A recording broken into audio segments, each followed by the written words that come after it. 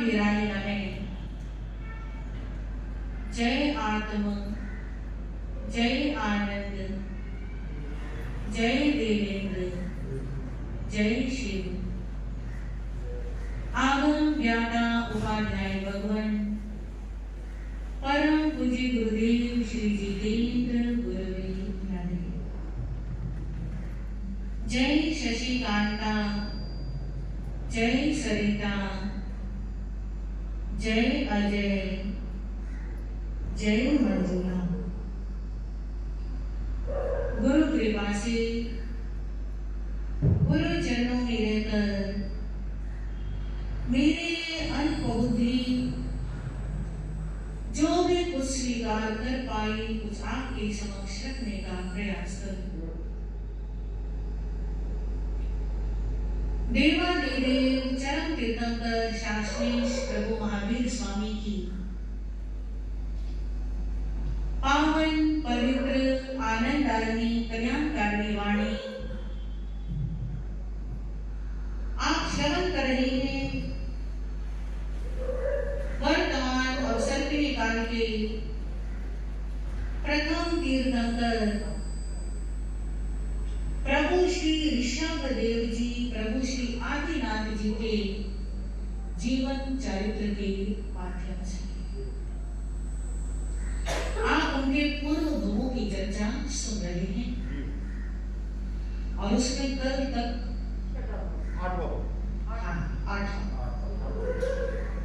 आठवें भव में वे प्रथम सोधर्म नामक देवलोक के देवता।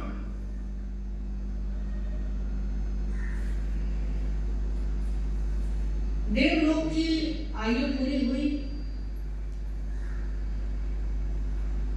और महाविदेह क्षेत्र में एक वैद्य के घर में पुत्र के रूप में उनका जन्म। नाम रखा गया जीवानंद, अर्थात जो जीवों के आनंद में ही आनंदित होता है।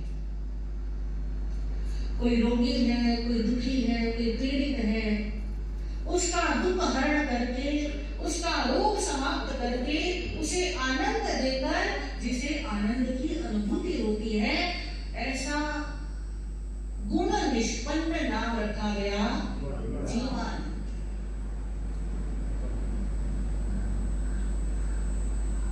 जीवानंद के 5 मित्र और भी हैं। एक है राजा का बेटा,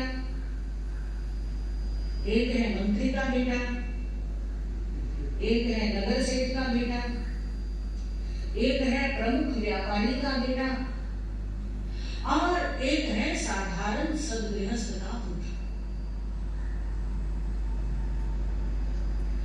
जब ये घटना मैंने पढ़ी सुनी तो एक चिंता आया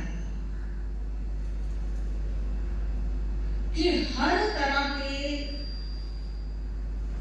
5 मित्र हैं और पांचों समझ आ गया। राजा का पुत्र भी है, मंत्री का पुत्र भी है, यानी बहुत बड़े घरों के भी है ना। सेठ का भी है, साहूकार का भी है और एक साधारण गृहस्थ का भी है। जब इस तरह का वातावरण होता है तो व्यक्ति में वास्तव में इंसानियत के गुण उत्पन्न होते हैं। आजकल ये वातावरण है ही नहीं। आप देखो ना, एक बच्चा ऐसे स्कूल में पढ़ता है जहां लाखों की एडमिशन फीस आएगी शुरू से ही, प्राइमरी क्लासेस से प्ले स्कूल में। और सब तो नहीं दे सकते। अमीरों के स्कूल अलग है, गरीबों के स्कूल अलग है। तो कब उनकी वितरणा होगी आपस में? कब वो एक दूसरे को देखेंगे? कब वो एक दूसरे को जानेंगे? पहले गुरु की पद्धति होती थी। गुरुकुल में सभी परिवारों के बच्चे पढ़ते थे।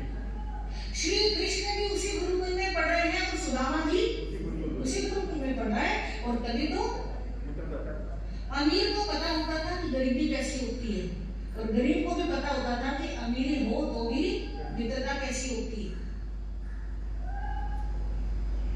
ये जो मेघालय की शिक्षा पद्धति आई है, इसने हमारे देश का सर्वाधिक बेड़ा गर्क किया। और जितने ये महंगे स्कूलों में पढ़ाने का चलन चल रहा है, आज जो शिक्षा स्कूलों में बच्चों को दी जा रही है, उस शिक्षा का ही ये परिणाम है कि बच्चे औरों की रिस्पेक्ट करना तो बहुत दूर की बात है, अपने पेरेंट्स की भी रिस्पेक्ट करते नहीं। एक श्री राम जी थे, वो शबरी के घर चले थे और उसके जूते पैर भी खाए। आज के किसी बच्चे से ऐसी कल्पना कर सकते हो? हाँ जी, आज तो ये बातें ऐसी हो गई जैसे कि बस किताबों की बातें, जबकि ये सच्चाई है। शिक्षा पद्धति में परिवर्तन आना अनिवार्य है। आप इधर ध्यान दो, मैं डिस्टर्ब कर रहे हो।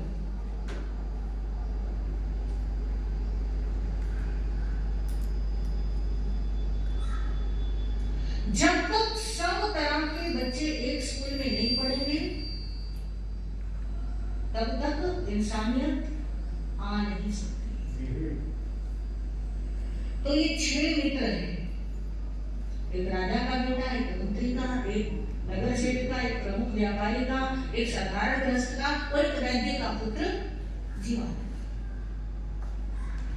इनमें से जो साधारण सा गृहस्थ का पुत्र है, वो पिछले जन्म की श्रीमती और उससे पिछले जन्म की स्वयं प्रभा देवी, समझ गए ना? ललितांग देवता की स्वयं प्रभा देवी थी। वहां से फिर वो श्रीमती बनकर के वज्र जन्म से मिली थी। फिर उत्तर पूर्व में दोनों इकट्ठे पैदा हुए और फिर सौधर्म देवलोक में, और यहाँ पर ये मित्र के रूप में पैदा हुए। यहाँ पर आकर के क्या बने? मित्र बने। 6 मित्रों की टोली, और हर तरह की चर्चा करते हैं आपस में। वैद्य अपने पिता से सीख करके, देख करके कुशल वैद्य बनते हैं। राजकुमार ने राजाओं जैसे गुण आ रहे हैं, मंत्री पुत्र ने मंत्रियों जैसे गुण आ रहे हैं। सब में अपने अपने हिसाब से गुण आ रहे हैं, और सबके विचार एक दूसरे से बहुत मेल खाते हैं। एक बार एक स्थान पर ये छहों मित्र बैठ करके कुछ चर्चा कर रहे थे। इन्होंने देखा कि एक मुनिराज बड़ी शांत स्वभावी, सरल चेहरे से सौम्यता टपक रही है। मंद मंद गति से गोचरी के लिए, भिक्षाचरी के लिए आ रही है, प्रस्थान कर रही है, गमन कर रही है। और जब उन्हें देखा, थोड़ा नजदीक आए तो ध्यान दिया, ऐसा लगा मुनि जी के शरीर में कोई बहुत भयानक रोग है। और नजदीक आए तो देखा हाथों से, पैरों से, चेहरे से कि इनको तो कुष्ठ का रोग है, और कुष्ठ का रोग भी ऐसा जिसमें कीड़े बुलबुला रहे हैं। हाँ जी, एक मच्छर एक चींटी भी काट जाए, हाँ, कितनी वेदना हो जाती है। और शरीर में ही पड़े हुए हर समय ही काट रहे हैं, रेंग रहे हैं, अंदर ही पैदा हो रहे हैं।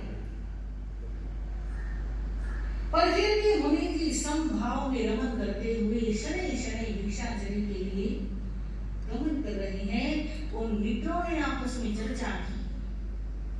जीवानंद वैद्य से कहा, मित्र, तुम ऐसे कुशल वैद्य हो, कैसा भी भयानक रोग हो तुम इलाज करने में सक्षम हो, इन मुनि जी को क्यों नहीं देखते? इनका उपचार क्यों नहीं करते? इनके इलाज में देरी क्यों हो रही है? जीवानंद लगे, इलाज में देरी का एक ही कारण है। इनके उपचार के लिए 3 औषधियों की आवश्यकता है। एक होता है लक्ष्यपाक तेल। लक्ष्यपाक तेल का मतलब उसमें 1 लाख जड़ी बूटियां डली हुई होती है और 1 लाख बार जिसे पकाया गया होता है। पकाया, ठंडा किया, फिर पकाया, फिर ठंडा किया, ऐसे 1 लाख जिसमें जड़ी बूटियां और 1 लाख बार जिसे पकाया गया हो उसे कहते हैं लक्ष्यपाक तेल। एक बूंद समझ लो कितनी कीमती होगी। दूसरी औषधि है वो शीर्ष चंदन। वो भी बहुत कीमती होता है। ऐसे कहते हैं कि एक कड़ाहे में कई मन तेल उबल रहा हो, कई मन तेल, हाँ बावना चंदन बोलते हैं, ये कह लो। उस उबलते हुए तेल में उस चंदन की 1 बूंद डाल दो तो वो एकदम क्या हो जाता है, शीतल। और तीसरी चीज चाहिए रत्न कंबल। रत्न कंबल की खासियत होती है ये सर्दी में भी काम आता है और गर्मी में भी काम आता है। गर्मी में ठंडक देता है और सर्दी में गर्मी। इन 3 में से एक वस्तु तो मेरे पास है लक्ष्यपाक की, क्योंकि वो तो काम आता है, पर 2 वस्तुएं मेरे पास नहीं है। अगर वो 2 वस्तुएं मिले तो मुनि जी का उपचार हो, अन्यथा उपचार हो नहीं पाए। हम मित्र कहने लगे भैया तुमने इतने समय से बताया क्यों नहीं? बताते तो कोशिश करते कुछ तो होता। और हम सब क्या करेंगे, आपस में पैसे इकट्ठे करके डाल करके हम ये दोनों चीजें कितनी भी कीमती हो हम लेकर के आएंगे और मुनि जी का उपचार कराएंगे।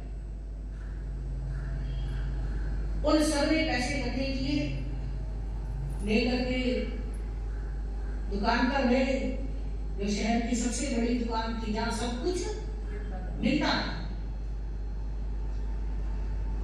पुत्री कापन शब्द आता है शास्त्रों में। एक ऐसी दुकान जहां वो कहते हैं ना सुई से लेके हाथी तक कुछ भी चाहिए वहां से मिलेगा। तो उसकी दुकान पर गए और जाकर के 2 वस्तुओं के बारे में पूछा कि ये वस्तुएं मिलेगी क्या? कहते हैं हाँ जी मिलेगी, परंतु इन दोनों की कीमत बहुत है। कितनी कीमत है? दोनों की कीमत 1 लाख स्वर्ण मुद्राएं। कहते आप हमें दे दो और हमसे 2 लाख स्वर्ण मुद्राएं ले लो। उस व्यापारी ने देखा बच्चे हैं और इतनी महंगी चीजें लेने आए और पैसे भी लेकर क्या है, जरूर कोई बहुत बड़ी बात होगी। पूछ लिया आखिर इतनी कीमती वस्तुओं की तुम्हें क्या आवश्यकता आ गई, किस लिए ले जाना चाहते हो? उन्होंने कहा ऐसे नगर के बाहर उद्यान के अंदर एक मुनि जी विराजमान है, उनकी सेवा के लिए, उनकी चिकित्सा के लिए हमें ये दोनों वस्तुएं चाहिए। पूरी बात बता। व्यापारी मन में विचार करने, धन्य है ये बच्चे और धन्य है उनकी माताएं जिन्होंने ऐसे लालों को जन्म दिया। इस उम्र के अंदर कितनी अच्छी भावनाएं थी। इन्होंने पता नहीं इतना क्या कुछ बेचा होगा, क्या कुछ किया होगा जो इतना धन ये लेकर के आए हैं।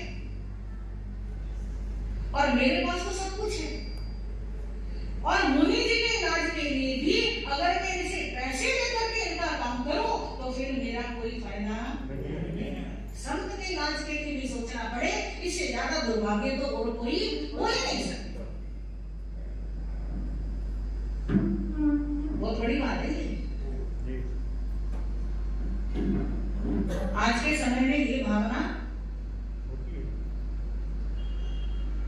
जिनकी होती है किसी उनकी कैपेसिटी नहीं होती, जिनकी कैपेसिटी होती है। सच बोल रही हूँ मैं। नहीं हो जाता है, ऐसे ही है। हैं? नहीं ऐसे ही है, कैपेसिटी की अब तक मिलते हैं बहुत कम है।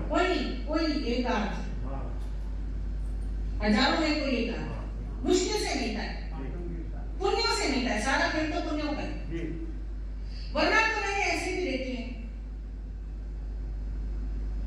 जो कहते हैं कि बस संधारा करा दो, इलाज की जरूरत ही नहीं, अब कुछ नहीं है इनके अंदर, संधारा करा दो। एक स्थिति देख करके तरीके से संधारा कराना वो अलग बात है, पर पैसे खर्च होंगे,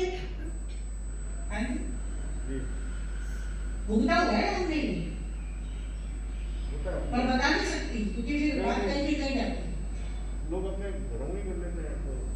हाँ, तो वो व्यापारी क्या सोचते हैं, संत के इलाज के लिए अगर मुझे यूं सोचना पड़े तो फिर तो मेरा जीवन ही बंधुओं, पहले ऐसे ऐसे भी श्रावक हुए हैं, मैंने सुना है, आपने भी सुना होगा कि आचार्य जी थे, शायद श्री हरिभद्र सूरी जी थे, शायद पता नहीं कौन से आचार्य जी थे, नाम मुझे एग्जैक्ट याद नहीं है, वो ग्रंथ लिखना चाहते थे।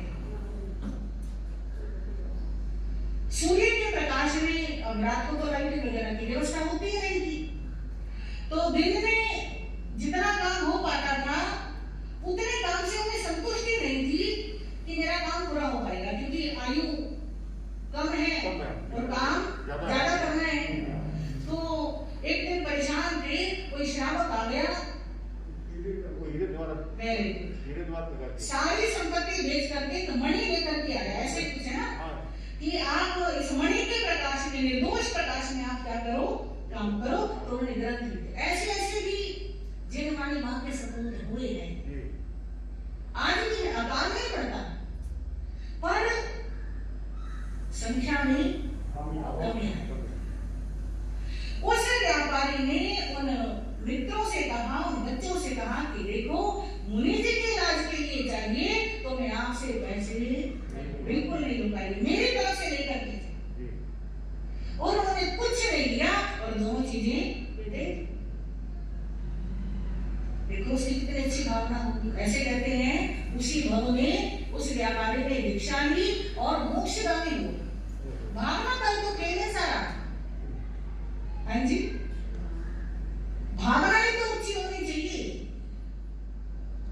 फिर बाकी सारे काम अपने आप होते चले। ये छह मित्र तीनों औषधियां लेकर के उद्यान में पहुंचे। मुनि जी अपने ध्यान में थे, अपार वेदना होते हुए भी।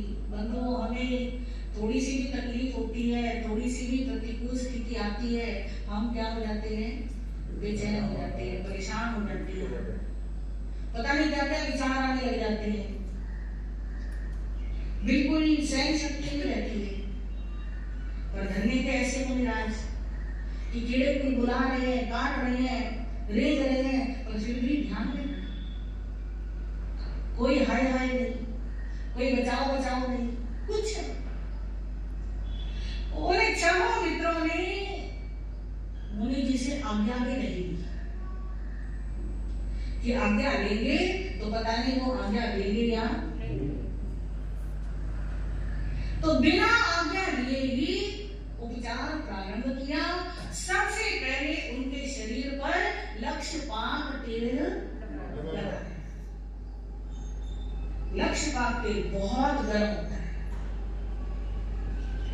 लक्षपात तेल जब लगाया तब उनके मांस के अंदर, यानी ऊपर की चमड़ी के अंदर जो कीड़े थे, उनको घबराहट हुई, बेचैनी हुई, वो बाहर निकल के आने लगे। और जब बाहर निकल के आने लगे तो रतन कंबल उठा लिया। वो निकल करके, क्योंकि रतन कंबल ठंडा, शरीर में एकदम आग लगी हुई है, वो रतन शरीर से निकल करके रतन कंबल में आने लगे। सब के सब रतन कंबल पे जब लग गए तो उस रतन कंबल को उठाया और वो मृत गाय का चर्म साथ में लेकर के आए थे। मृत गाय का चमड़ा, उस रतन कंबल के सारे कीड़े उस मृत गाय के चमड़े के ऊपर यानी कंबल को डाल दिया, वो सब कीड़े कंबल से किसमें आ गए?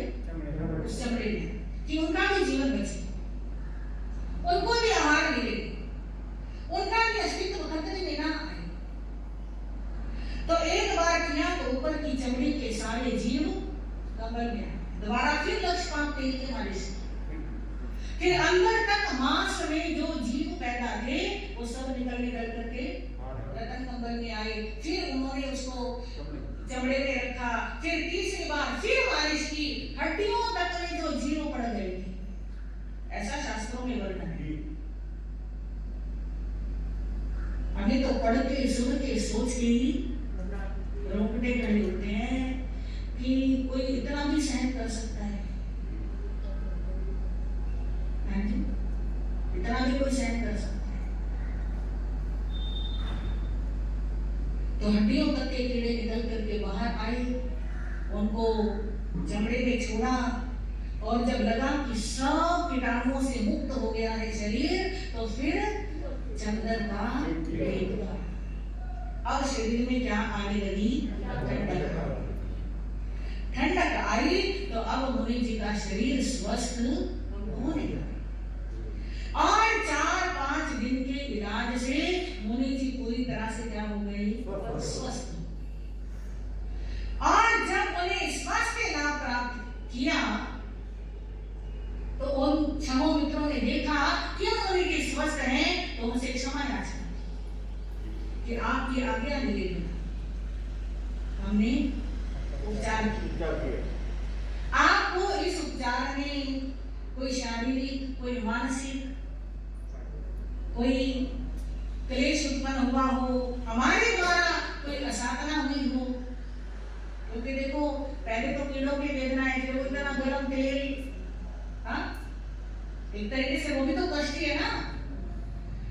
वो कहते हैं ना कि कांटा निकालने के लिए कांटा और चुभोना पड़ता है, तो पहले वाला कांटा तभी निकलता है। बिल्कुल ऐसी तो हमारे द्वारा कोई भी अव्यय साधना हुई हो तो हम आपसे क्या करते हैं? क्षमा याचना करते हैं।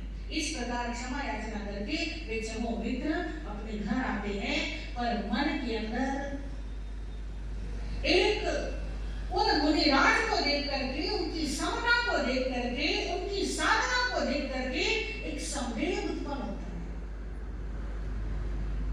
संवेग मतलब मोक्ष प्राप्ति की अभिलाषा आती है कि ऐसी समता हो तो ही जीवन सफल है, ऐसी समता नहीं आई तो जीवन बेकार है। समय आने पर ये क्षमो मित्र दीक्षा लेते, बहुत श्रेष्ठ विधि से संयम का पालन करते, और बहुत अच्छी प्रकार से समभाव पूर्वक, संलेखना संधारा पूर्वक मृत्यु का वरण करते हैं, और आयु पूरी होने पर 12वें देवलोक में जाते हैं। अभी तक तो पहले दूसरे नहीं, अब कहाँ जा रहे हैं? ये कौन सा हो गया? 10वां। 12वां देवलोक है अच्युत देव। हाँ, कल्पवासी देवों में सबसे बड़ा है। इस देवलोक के देवता भी परम शांत स्वभाव के होते, कोई विषय वासना, जैसे पहले वाले में तो आपने सुना था ना कि ललितांग देव की जब देवी चली गई तो कैसे विलाप किया, देवी के साथ आसक्ति की, मोह था। पर अब 12वें देवलोक में जब आए हैं, यहाँ किसी से कोई ऐसा प्रगाढ़ मोह नहीं है, और मोह नहीं है तो दुख भी नहीं है। समझ आ नहीं आता? ऐसा नहीं है कि स्वर्ग जाने से सुख मिलता है, सुख मिलता है मोह के छूटने से। मोह छूट जाए तो यहीं पर स्वर्ग है, मोह ना छूटे तो स्वर्ग में भी नरक।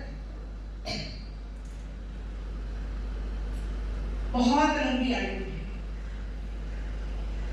शायद 22 सालों का, 22 सालों तक की। देवताओं को अमर कहा जाता है। भक्तानुस्तोत्र कहता है ना, भक्त अमर, यानी अमर देवताओं को अमर क्यों कहा जाता है? इतनी लंबी आयु होती है, इतनी लंबी आयु होती है, लगता है कि हम तो कभी मरेंगे ही नहीं, अमर समझते हैं। और वो तो समझे, बात समझ में आती है। हम जैसे जो 70-80 साल की उम्र लाए हैं, वो भी पता नहीं पूरी भोगेंगे नहीं भोगेंगे, हम भी तो अपने आप को अमर समझते हैं, है ना? तो बात समझ में आती है ना? हमें भी ऐसे नहीं लगता कि हम मरेंगे, हालांकि जानते समय, पर फिर भी मृत्यु को याद हर समय रखें, ऐसी बात नहीं है। कैसे लंबी लंबी आयोजन करते हैं, कितनी लंबी लंबी प्लानिंग करते हैं, यही सोच के तो करते हैं कि जैसे हमने कभी मरना ही नहीं। तो देवलोक के देवताओं को अमर इसलिए कहा जाता है, उनकी आयु बहुत लंबी होती है। पर वही बात कितनी भी लंबी हो, कभी ना कभी पूरी जरूर हो जाती है। और उनके जो ये 5 मित्र थे, इन्होंने भी साधना की, तपस्या की, दीक्षा की, संयम पाला। ये भी इनमें से कुछ 12वें देवलोक में, कुछ किसी देवलोक में ऐसे उत्पन्न होते हैं। समय पूरा होने पर 12वें देवलोक से ये धर्नासार्थवा जीव, या ये कह दो महाबल का जीव, या ये कह दो वज्रजम का जीव, या ये कह दो जीवानंद का जीव, एक ही बात, हर जन्म के नाम अलग अलग। तो ये जीव वहां से आयु पूरी करके इसी धरती के ऊपर महाविदेह क्षेत्र में एक सम्राट की साम्राज्ञी के गर्भ में उत्पन्न होता है। और जिस रात्रि में माता के गर्भ में ये जीव आता है, माता को 14 महास्वप्न दिखाई देते। समझ गए आप? 14 महास्वप्न या तो तीर्थंकर की माता देखती हैं और या चक्रवर्ती। तो अभी इस भाव में तीर्थंकर तो बनना नहीं है, इस भाव में क्या बनेंगे वो? चक्रवर्ती। वज्रसेन इनका नाम होता है। और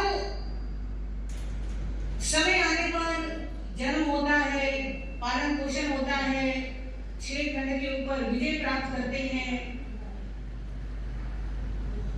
14 इनके रत्न होते, 7 पंचेंद्रिय और 7 एकेंद्रिय। ऐसे 14 रत्नों के स्वामी होते हैं। 9 निधियां हर समय साथ चलती हैं। 16,000 देवता सेवा में रहते हैं। चक्रवर्ती का पुण्य देख लो। यहाँ पर कोई एक सेवादार होता है, उसी को ठिकाना। अब काम वाले से खुश होते हो या दुखी होते हो? 16,000 की एक ही काम वाले ठिकाने बड़ी मुश्किल होती है, और वहां कितने सेवक हैं? और इंसान नहीं, देवता। और वो देवता हर समय जो इंतजार करते हैं कि कब सेवा को मौका देगा। हाँ, मेरा सौभाग्य है, मेरे को याद तो करें, मुझे बुलाए तो सही, मुझे कोई काम बताए तो सही, मेरा अहोभाग्य होगा जो मैं इनका कुछ काम करूं।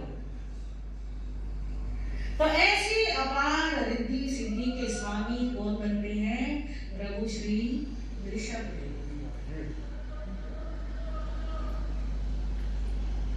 परंतु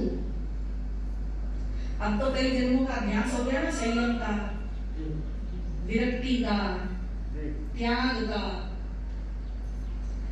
इस जन्म में भी चक्रवर्ती होते हुए भी, जैसे आप भरत चक्रवर्ती का सुनते हो ना, बिल्कुल ऐसे इनका जीवन है। एक मुनिराज के दर्शन होते हैं। और वास्तव में जिस सम्राट के यहाँ ये पैदा हुए थे, उन्होंने भी दीक्षा ले ली थी इनके जो पिता थे इस भाव में। अब इनको भी मुनिराज के दर्शन होते हैं, उपदेश सुनने का मौका मिलता है और ये क्या ले लेते हैं, दीक्षा। इस भव में उनके जो पिछले जन्म वाले 5 मित्र थे, छठे तो ये खुद थे ना, जो इनके 5 मित्र थे उनमें से 4 तो इनके भाई बनते हैं और एक जो स्वयं प्रभा देवी का जीव था, जो श्रीमती का जीव था, है ना, पिछले जन्म में साधारण व्यक्ति का पुत्र था, इनका मित्र बना था, वो इस जन्म में इनका सारथी बनता है। जो इनके भाई थे 4, उनके नाम थे बाहु, सुबाहु, पीठ और महापीठ। भाई बनते हैं। पिछले जन्म में मित्र थे ये 5, इस जन्म में 4 तो बने भाई और एक बना सारथी, जो देवी का जीव था, श्रीमती का। और अगले जन्म में यही जीव श्रेयांश कुमार बने, श्रीमती का जीव, स्वयं प्रभा देवी का जीव। ठीक है, तो इन सबने एक साथ दीक्षा ली और दीक्षा लेकर के 11 अंगों का, किसी ने 11 अंगों का अध्ययन किया, किसी ने 12 अंगों का अध्ययन किया, खूब तपस्याएं की, साधनाएं की और चक्रवर्ती के जीवन में इस भव में तीर्थंकर गोत्र उपार्जन के 20 बोलों की आराधना। कोई 1 बोल के आराधना करते हैं, कोई 2 बोल के आराधना करते हैं, कोई 3 की करते हैं, पर ऐसा कहते हैं इन्होंने 20 बोलों की अर्थात इस भव में उन्होंने तीर्थंकर गोत्र का उपार्जन और यहाँ से समता पूर्वक, सद्धारा पूर्वक आयु पूर्ण की और आयु पूर्ण करके सर्वार्थ सिद्ध नाम के विमान में, सर्वार्थ सिद्ध का मतलब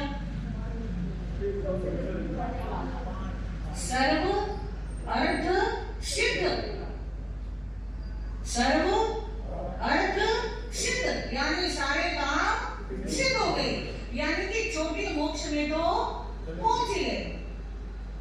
26 देवलोकों में सबसे बड़ा 26वें नंबर का देव और सबसे लंबी वहां पर आयु कितनी, 33 सालों की आयु और बिल्कुल समझ लो मोक्ष में रहते हैं। एक तरीके से मोक्ष में शरीर नहीं होता, यहाँ पर शरीर है, शरीर है, पर शरीर होते हुए भी शरीर का कोई काम नहीं है, कोई मन में इच्छा ही नहीं है, कोई काम नहीं है, हर समय बस अपने में रमण करते हैं। तो ऐसे सर्वार्थ सिद्ध विमान में कौन विराजमान है, आदि तीर्थंकर प्रभु श्री कृष्ण और बाकी उनके जो 5 मित्र हैं वो भी कहीं ना कहीं किसी ना किसी देवलोक में, कोई कहीं है? हाँ, एक बात बतानी भूल गई, जो इनके 4 भाई थे बाहु, सुबाहु, पीठ और महापीठ, उन्होंने भी दीक्षा ली थी ना। तो प्रभु के जीव ने तो तीर्थंकर के गुरु की आराधना की और उन 4 में से 2 में से भी एक ने अपने मन में लक्ष्य बना लिया कि मैंने मुनियों की हर प्रकार से सेवा करनी। हर प्रकार से सेवा का मतलब कोई भी काम हो, किसी भी तरह का हो, मैंने करना है। और एक ने भाव बनाया कि जो भी मुनि थके हुए होंगे मैं उनके पांव दबाऊंगा, मैं उनको थके हुए मुनियों को विश्रांति प्रदान करूंगा। तो 2 ने ऐसा भाव बनाया और अपने अपने लक्ष्य में जुट गए, क्योंकि भगवान कहते हैं कि सेवा करना भी 12 प्रकार के तपों में एक तप है और बाकी तो सब कुछ करना आसान है भैया। तपस्या करनी भी आसान है क्योंकि सारे बाबा करते रहते हैं, सादा पूछते रहते हैं, है ना। स्वाध्याय भी आसान है, आराम से बैठ के पढ़ते रहो, चितारते रहो, सेवा करनी बड़ी मुश्किल है। हाँ जी, हाँ जी, हाँ जी। मैंने ऐसे सुना है कि जो जैन दिवाकर गुरुदेव श्री चोथमल जी महाराज साहब थे, आज भी समझ लो उधर एमपी राजस्थान में लोग उनके ऐसे दीवाने हैं कि उनके नाम पर मरने मिटने को तैयार होते, ऐसे उनका नाम लेते आपको आंसू आते लोगों की, इतनी भक्ति लोगों के हृदय में। तो वहां के लोगों ने हमें बताया कि उन्होंने एक पागल संत की सेवा की थी। समझदार की भी सेवा मुश्किल होती है। समझदार मतलब एक ऐसा होता है कि बंदा सेवा कर रहा है, धन्यवाद गुण गाता रहे, है ना, लोगों को बताता रहे ये मेरी वो सेवा करता है, मेरी वो सेवा करता है, तो वो समझदार है। समझ कि सेवा करवानी है तो गीत गाने पड़ेंगे, है। और पागल का मतलब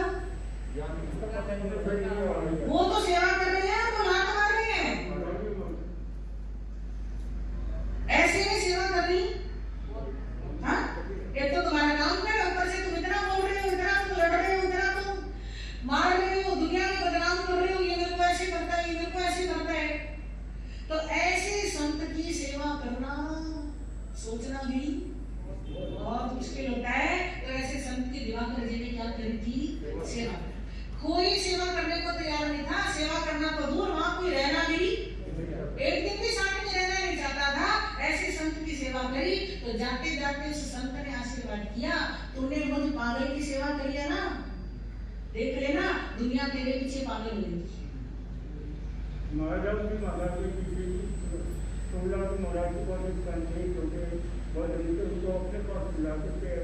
सेवा करते थे। एक से बढ़कर एक रतन है। हमारे श्रमण संघ में तो रतनों की कोई कमी नहीं। अब हमारा ये श्री प्रेम सुख साहब का परिवार देख लो, सेवा भावी के नाम से प्रसिद्ध है, और केवल नाम नहीं है, जितने भी पुराने संत हुए हैं, जहां भी सेवा की जरूरत हुई है वहां वहां इनके संत। प्रेम सुख जी महाराज ने खुद भी सेवा करी और अपने संतों से भी करवाई। तो 4 भाइयों में से 2 भाइयों ने क्या करी? सेवा।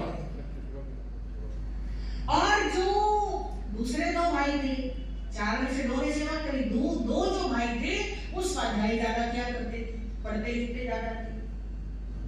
अब जो पढ़ रहा है वो तो एक तरफ बैठ के कोने में पढ़ रहा है ना, लोग आ रहे हैं दर्शनों के लिए।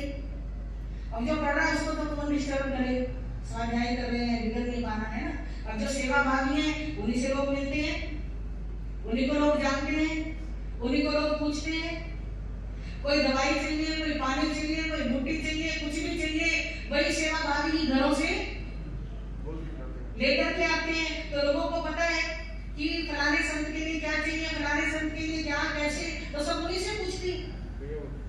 अब वो जो 2 संत स्वाध्याय करते थे वो अकेले बैठे रहते हैं, हमको कोई ज्यादा जानता पहचानता है पूछता नहीं है। हालांकि स्वाध्याय भी, ये बात कहने का मतलब ये नहीं है कि स्वाध्याय का महत्व कम है, स्वाध्याय का महत्व कम नहीं है, पर एक मनस्थिति की बात है। स्वाध्याय तो किया पर उस स्वाध्याय ने मन को, स्वाध्याय के द्वारा मन को सही रास्ते पे चला नहीं पाए, असमर्थ रहे। उनके मन में सेवा भावियों के प्रति थोड़ी सी